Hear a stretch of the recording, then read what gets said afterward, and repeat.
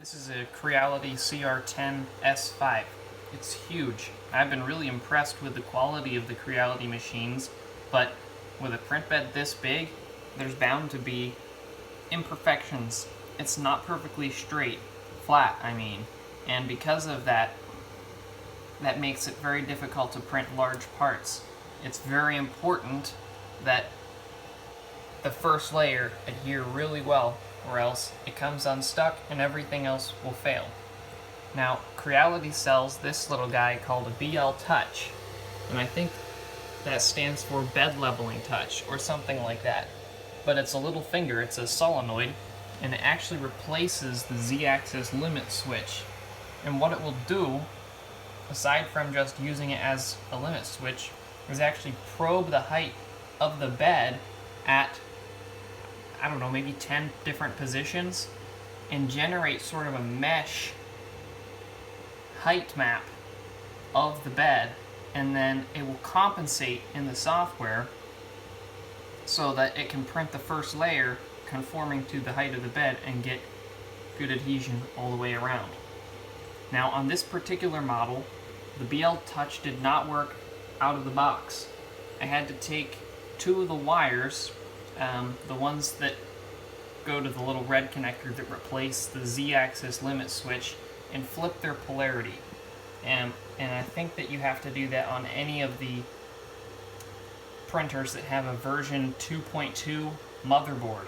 And I don't know off the top of my head which ones they are, but the CR10 S5, this big one, I had to do that. And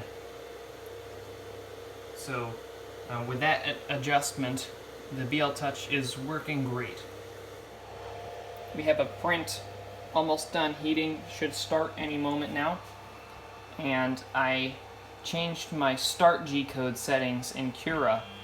I added a G29 G-code, which is the code for auto leveling, and I put that at the start G-code. So that means at the beginning of every program, at the beginning of every part, it will perform an auto bed leveling procedure. That way, in case the screws, the leveling screws, get bumped around or loosened as you're messing with the machine in between prints, it guarantees that at the start of every print it recalibrates. It does take a little bit of time. It's going right now.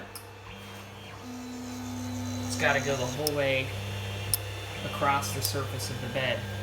So maybe 3 minutes, which most prints run longer than an hour anyway, sometimes a day. So that's a well-spent 3 minutes.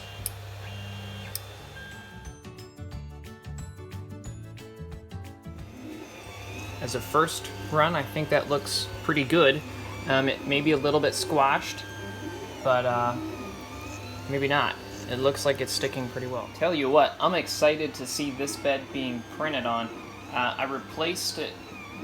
This one replaced the stock glass. It's just a standard stock glass bed, but I really like the Ultra Base, I believe this is called, bed, because of how easily the part is removed whenever it cools down, and yet how well it sticks whenever it's warm.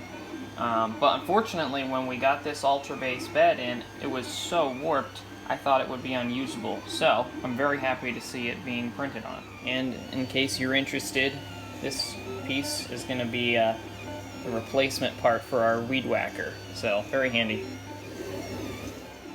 It's starting the second layer, and I think it's working. It does look a little bit squashed, and I'm not concerned about that.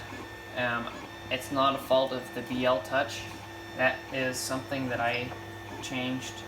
You go to Control Motion, and there's the Z offset. So right now I'm using -3.2.